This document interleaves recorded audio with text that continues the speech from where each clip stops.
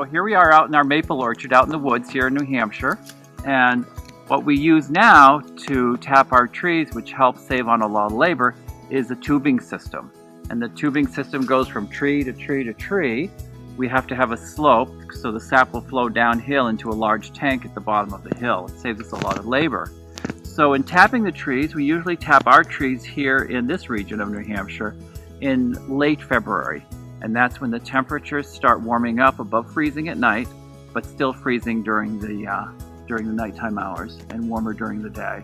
So we start drilling our trees. So we drill a small hole, just about as big around as a pencil, just into the sapwood of the tree. This is the spout here where the sap goes in, and we just tap it in slowly, and we're all set. So the sap will run out of the tree, down into the tubing, and on the way down to the big tank at the bottom of the hill.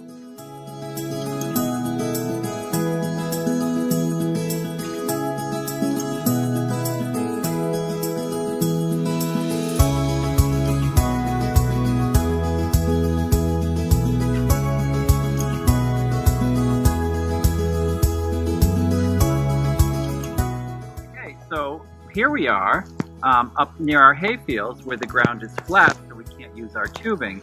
And what historically, sap buckets were hung on maple trees, and we still hang some sap buckets today where it's too flat to use our tubing system. So we have an old-fashioned metal spout. Once again, we've drilled our hole in the tree, and we tap this in,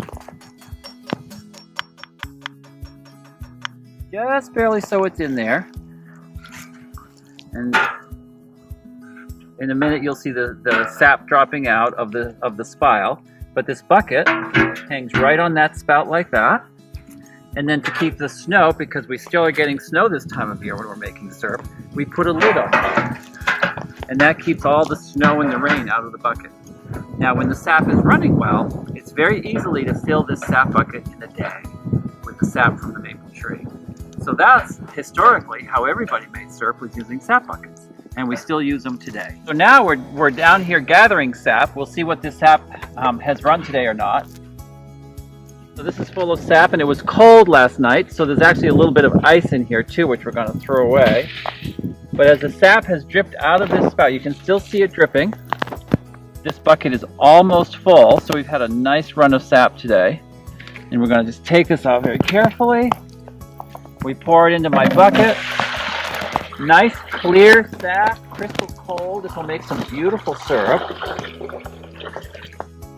And then we just hang the bucket back up. We put the lid back on. It's still dripping, so we're going to even get more sap this afternoon. And then I'll take my bucket of sap and we'll pour it in the big tank, take it up to the sugar house, and we'll start boiling and making syrup. Welcome to our sugar house here in New Hampshire. This is where we make all our maple syrup here on the farm, commonly called a sugar house or a sap house. And this is where we do all the boiling of our syrup. And the sap comes from the maple tree, obviously, and the sugar maple only grows here in northern North America on the East Coast. It's very specific to this region, and it has the highest sugar content in the sap of any of the maple trees, and that's where we make the syrup from. So we start with that. When sap comes out of the tree, it looks just like water. We'll take a look at that a little bit later, and it has about 2% sugar in it. We have to boil off 39 to 40 gallons of sap to make 1 gallon of syrup out of that sap. So we concentrate it quite a bit in order to make that 1 gallon of maple syrup that we do every year. And the season here in New Hampshire is anywhere from late February through early April. It's about a 6-week season, and we need freezing nights and warm sunny days like we have today. So anything down in the the mid-20s Fahrenheit up into the 40-degree region, early to mid-40s is perfect for sugaring. So there's where we start, and when we have a second, we'll go on inside and we'll start talking about the process of how we make it. So here we are in our woodshed, and we use wood-fired evaporator, which we'll show you in a minute. But we use wood off our farm as a heat source to boil all our sap with. When our woodshed is full, it holds about 40 quarts, and we normally use all of it to make our sap into syrup for the whole season. So not only is it a lot of work during the season making the syrup, is a lot of preparatory time cutting all this wood all year long in order to fill the woodshed. And there's not a lot of people that use wood to fire big evaporators like ours anymore. A lot of the modern ones use oil or things like that to boil their syrup with. But we're very traditional. We still use wood, and like I said, we burn about 40 cords. And when we go inside the actual sugar house, we'll fire up, and I'll show you how that works. Hi, so now we're here back at the sugar house, and this is our big sap tank that holds all of our sap for the day. And if you notice, we have this larger blue pipe where those smaller pipes in the sugar orchard all feed into this larger pipe, and it all runs by gravity here into the sugar house. And this is what stores our sap for the day. This holds 2,500 gallons, and on a good day and during sugaring season, we can fill this with sap. And that will take me about 12 hours to process through the evaporator when we're boiling it. So from our large sap tank, our storage tank down here in the storage room, from there we pump it upstairs into this smaller tank, and from there it runs by gravity through these copper pipes into the evaporator where we boil it. So we can process about 200 gallons of that raw sap an hour into maple syrup.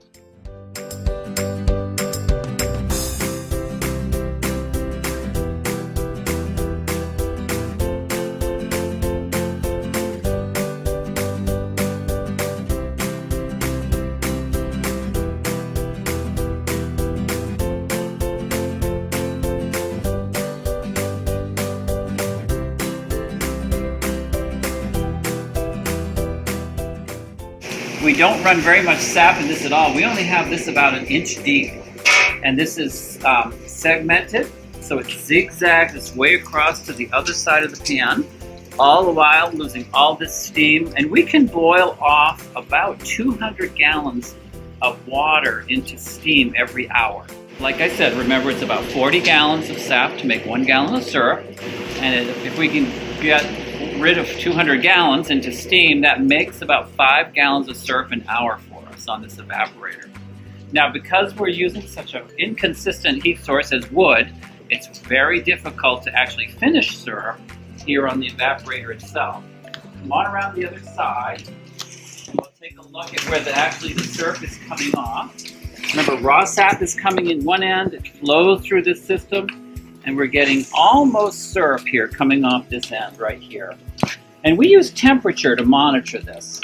Now, syrup is finished when it boils at 7 degrees above the boiling point of water.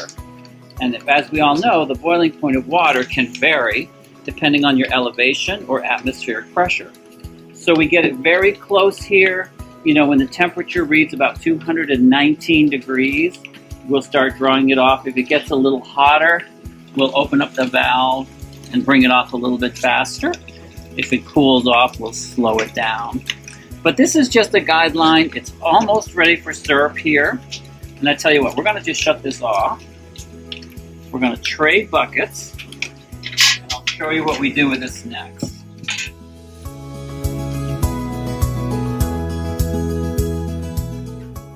Here in this small little side pan called a finishing pan, this is heated with propane, so it's much easier to control the final cooking process here. We always filter our syrup when we move it because we get a lot of minerals and precipitants that come out of the sap when we boil it, and it's very dark and very muddy. It's kind of surprising how dark the mud is that we filter out of this to make a nice clear product. So this is heated with propane, and it's, like I said, it's much easier to finish the product here. So we monitor this until it reaches the exact right temperature or consistency. Then we can shut the propane off, we filter it, and we bottle it up.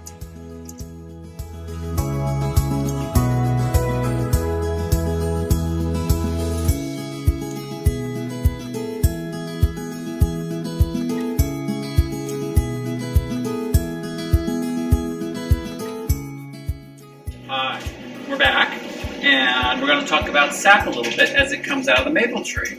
And I'm going to pour it in here. We're going to do a little test on this to find out how much sugar there is in the sap itself. So as you can see, it's clear like water when it comes out of the tree, and you really can't tell the difference between this and water. unless you actually taste it. And it has just a very faint hint of a maple, not even really a maple flavor, just kind of a little bit of a sweet flavor to it. So what we're going to do here is we're going to test the sugar content of the sap. And like I said, normally it runs around 2%. This is a hydrometer, and this actually will measure the sugar content in the sap for us. So we just float this in here, and I can read it on the scale, and it reads just 2.5%, 2.4, maybe 2.5% sugar in the sap, and that's actually pretty good. The more sugar in the sap, the less sap it takes to make that gallon of syrup. So right now it's probably about 37, maybe 38 gallons to make that 1 gallon of syrup. That's what we do with our sap.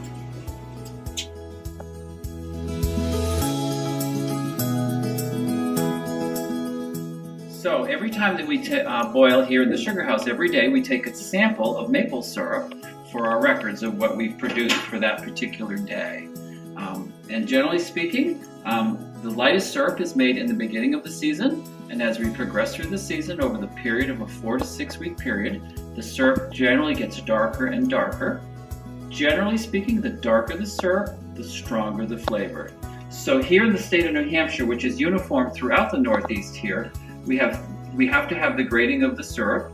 The lightest syrup is a nice golden delicate taste.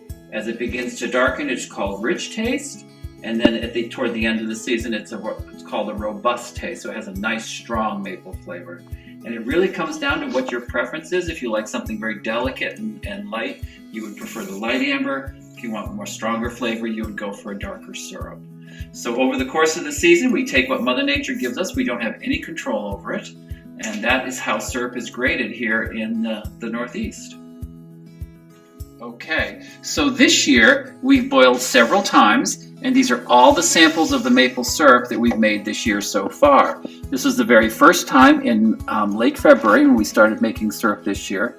Every day that we boiled, like I said, we take a sample of it, and we started out a little on the medium side, and then it lightened up into that delicate flavor syrup here. And then we had a spell where it warmed up and we made some darker syrup. And then we got cooled off again and we started making light syrup again. So there can be some variation on what Mother Nature gives us throughout the course of the year. But these beautiful samples of syrup are what come out of our wonderful maple trees here in New Hampshire.